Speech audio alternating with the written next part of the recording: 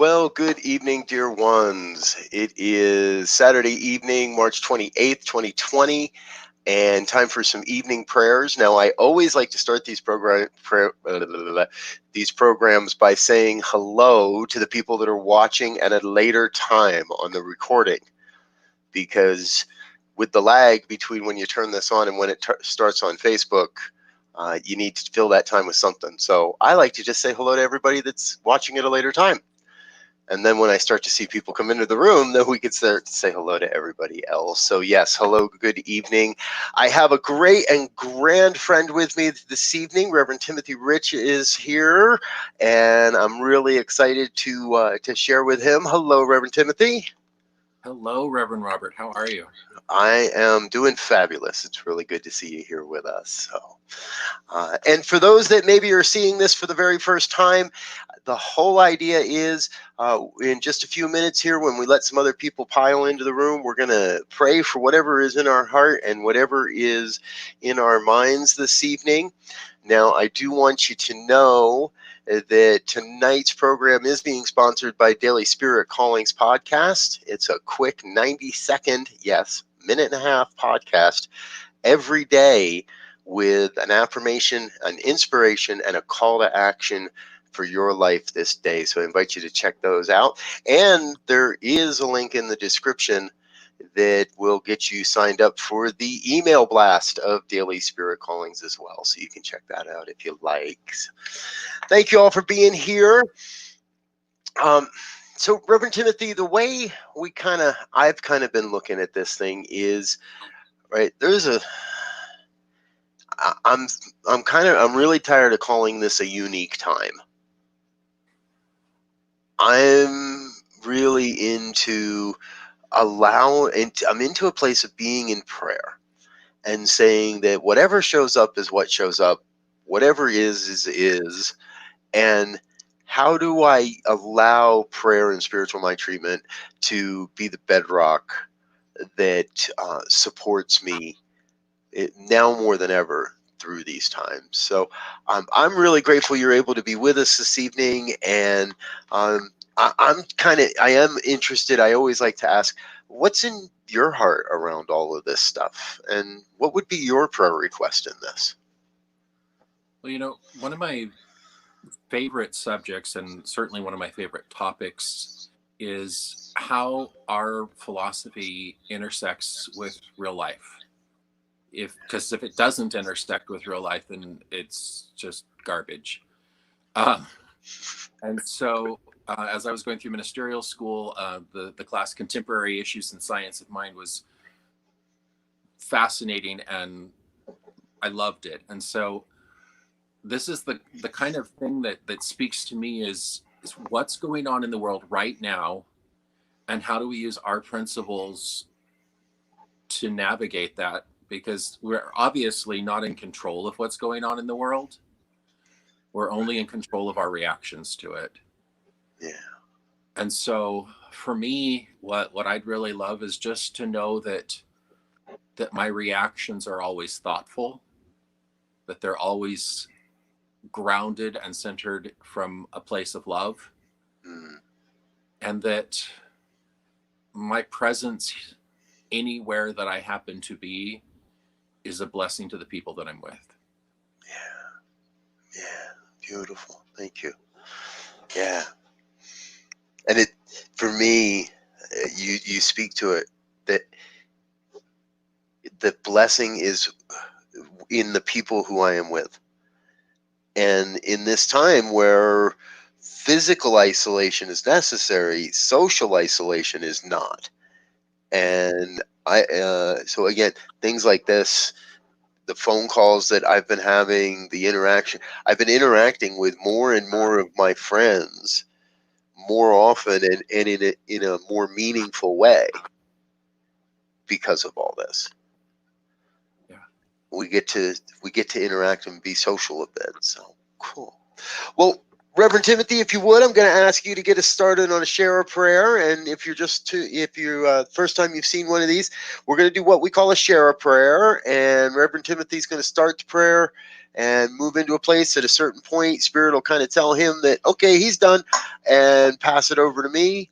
I'll pick it up from there and take it through, and then we'll wrap up and say goodbye and all that. So please, dear one, Reverend Timothy, take us away. Please just breathe with me. I'm reminded that that one breath comes from the one life. That as I breathe it into my being, I know that it is the breath that connects us all. And right now, the world is just terrified of breathing in each other's presence. And so I just know that the breath I breathe is the breath of God. The breath that I breathe is truly breathing me. Yes.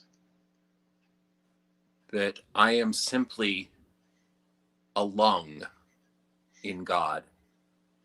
That it is filling me and allowing its essence to be pumped throughout my entire being.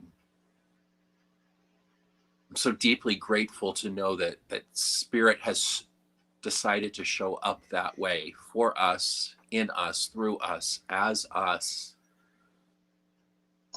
Knowing that in each and every moment that inspiration can be an inspiration. That inhale can be a remembrance of who and whose I am. And so from this space of knowing that as I breathe in, I am taking God into my consciousness, I just pause and breathe and remember God is all there is. God is all I am. And God is in control. And so I don't have to worry about doing anything. I can simply be. Allow Spirit to be in me, to live through me, and to let it touch the world as me. And I just affirm right here and right now that I am a blessing wherever I go, that my presence is always beneficial wherever I am, and that in every way, my body language, my facial expressions, and the words that come out of my mouth imbue more and more unity, more and more connection, more and more love, until there is just a complete envelopment and a complete awareness between myself and everyone with whom I come in contact that we are one. And we are responsible to one another and for one another. And that we can bear that responsibility because God dwells in us. And I pass my word lovingly to Robert. Oh. And I can feel that vibration of love. I feel that energetic vibration of unity.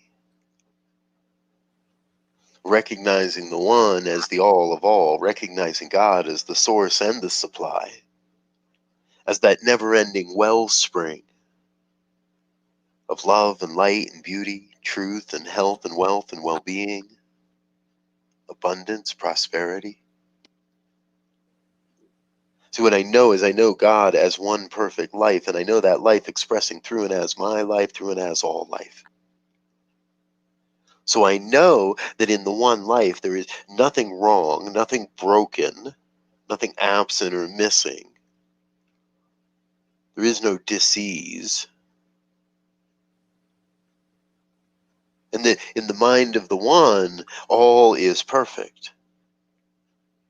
Yet in the mind of the human, all is not.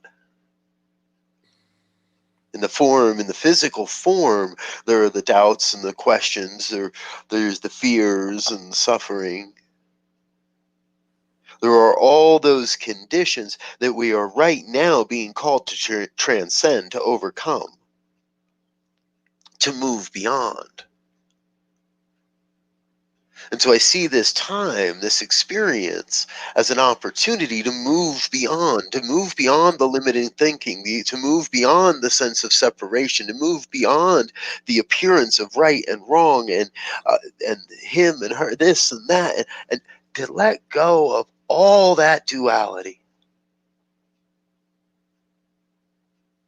in a soul-stirring, earth-shattering experience. I awaken to a deeper expression of oneness than ever before. For it is now more evident than ever before that we truly are all in this together. That there is one human family, and that one human family is learning right now how to overcome the trials. That one human family is right now learning how to live with themselves so much better. And that one human family is awakening to the grand and glorious truth. The truth that has been right before us all along. A truth where borders are irrelevant. A truth where the heroes are not the celebrities and the millionaires and the billionaires, but the heroes are the front line, or the nurses and the doctors, the orderlies, the cashiers, the truck drivers. We're coming into an age where I am personally feeling incredibly grateful for all that I have and realizing how little I truly need. For there is no true need in the mind of God. In the mind of God, there is an absolute sufficiency. There is an absolute abundance. And so I know, and I continually turn back to that truth of knowing that everything necessary for the fulfillment of my mission on this planet, everything necessary for me to live God's life in this world, on this planet, everything necessary comes to me exactly as it's necessary. So whether it's an experience of isolation or an experience of community, whether it's just a down crappy day, or it is a day of celebration, no matter what it is here to serve along the journey of enlightenment, the journey to manifesting the truth.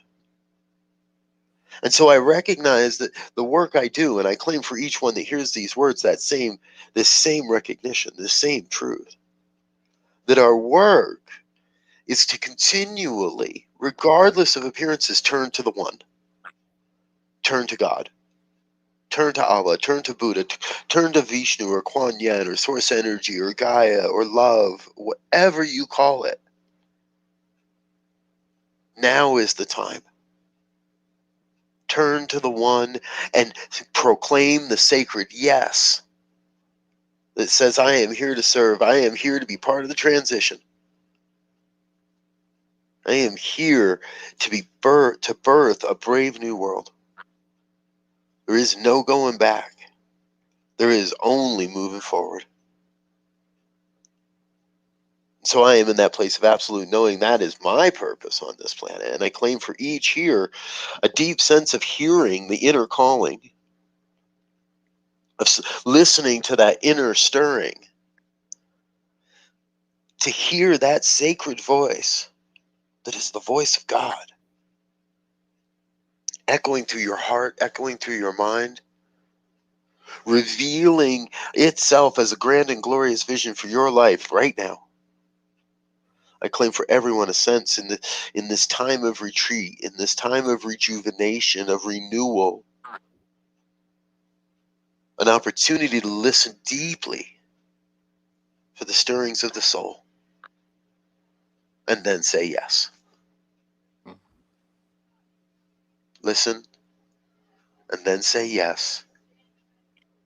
And when the time is right, we shall emerge from this cocoon, transformed, emerge into the world, totally, completely transformed. Consciousness first, and the world will be made anew. And we shall hug again. I feel the energetic vibration shifting within me to a place of absolute gratitude.